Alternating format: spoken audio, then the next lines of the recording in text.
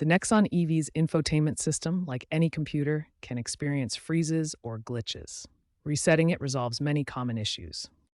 There are three types of resets, escalating in intensity: a soft reboot, a hard reset, and a factory reset. Recent software updates have improved system stability, but resets remain a crucial troubleshooting step, especially for older models. Always back up your data before performing a factory reset, as this process is irreversible.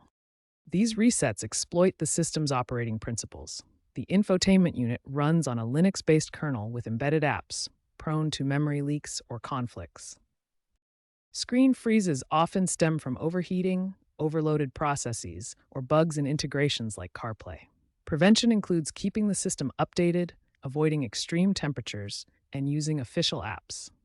Here are the steps for performing each type of reset on the Nexon EV infotainment system. For a soft reboot, press and hold the power button for 5 to 10 seconds until the screen goes black, then release.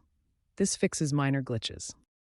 If the soft reboot fails, simultaneously press and hold the volume down and power buttons for 10 to 15 seconds until the system shuts down and restarts. This addresses more persistent freezes.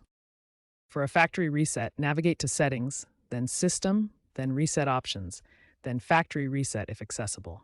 This erases all your data, settings, and paired devices. If the screen is frozen, connect to a computer for a full wipe or use the vehicle's diagnostic mode via OBD2 tools for advanced users. If resets fail, hardware issues may require professional repair. Contact a certified Tata service center.